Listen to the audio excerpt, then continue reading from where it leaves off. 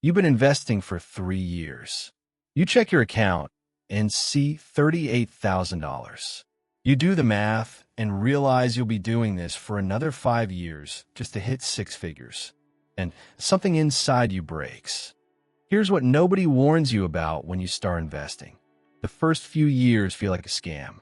You're putting in $600 a month. That's real money. You're driving a car that makes weird noises. You're saying no to weekend trips. Your friends are living their lives, and you're refreshing an app that shows you a number that barely moves.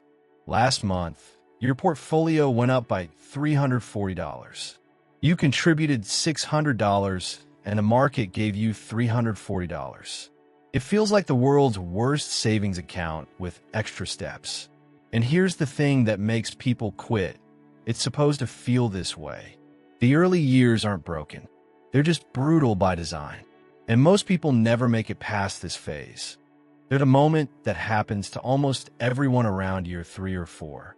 I call it the wall. You're scrolling through Instagram and your college roommate just posted from Thailand. Another friend bought a new car. Someone else is renovating their kitchen. And you're celebrating because your net worth crossed $40,000.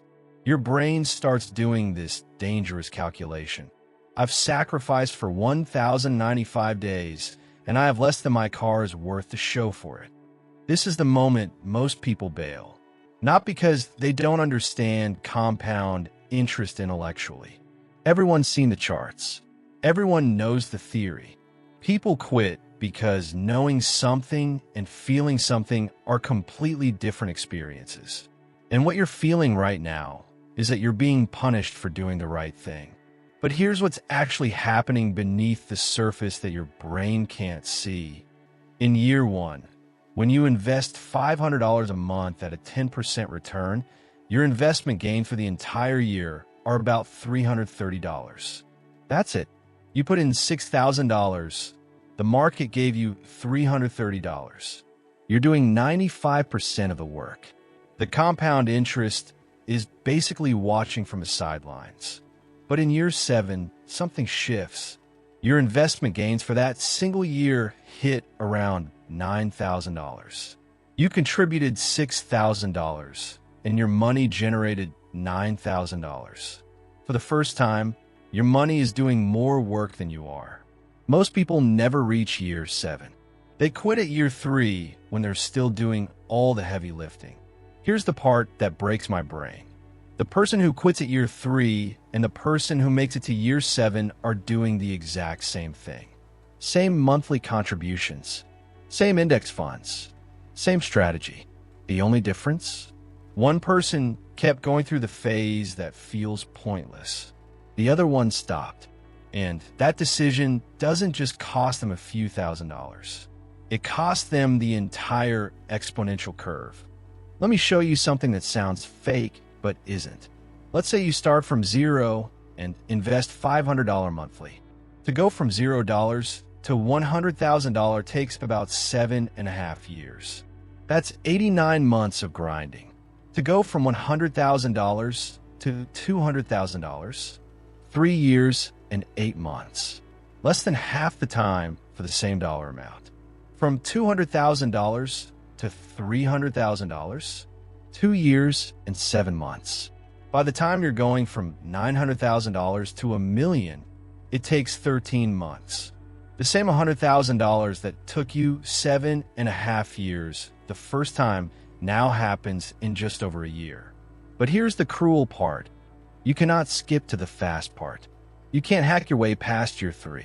You can't pay extra to jump ahead to year 15 when your money starts moving like it's on rocket fuel. The only path to the exponential phase is through the linear hell of the early years. There's a specific type of pain that comes with delayed gratification, and our brains aren't wired for it. When you go to the gym, you feel sore the next day. That soreness is feedback. It tells you the work mattered. When you invest in year 2, you feel nothing. No soreness. No visible change. Just a number that inches forward while your friends are out living their lives. Your brain interprets this as this isn't working.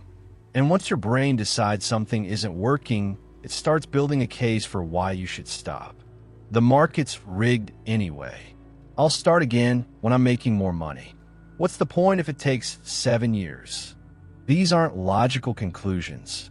They're your brain trying to protect you from the discomfort of working hard for something you can't see yet. The people who make it past the wall aren't smarter. They aren't more disciplined. They just understand that the feeling of futility is not evidence that the strategy is failing. It's evidence that the strategy is working exactly as it's supposed to work. The median retirement account balance for Americans aged 35 to 44 is $45,000. These are people who've been working for 15 to 20 years, and half of them haven't even reached the halfway point to $100,000. They're 40 years old and still stuck at the flat part of the curve where compound growth barely registers. It's not that these people didn't earn enough. The average American will earn about $2 million over their lifetime. $2 million passes through their hands, and they end up with $45,000. The tragedy isn't that they couldn't save. The tragedy is that they quit during the years when it felt hardest. They never pushed through to the phase where their money started doing the work for them. The first $100,000 is a test, not of your intelligence, not of your income. It's a test of whether you can keep doing something that feels pointless until it suddenly isn't. Most people fail this test. They give up at year 3 when they're 6 months away from year 4, which was 6 months away from year 5, which was the beginning of the acceleration. The only difference between someone who retires with $600,000 and someone who retires with nothing is that one person kept contributing through the years when it felt like a waste of time. Your money isn't just sitting there. It's building momentum you can't see yet. The flywheel is starting to spin. Don't walk away right before it takes off. If this shifted how you see your investing timeline, drop a comment below with where you're at in your journey. And if you want more content that breaks down the psychology behind money decisions, hit that subscribe button. The next video might be the one that changes everything.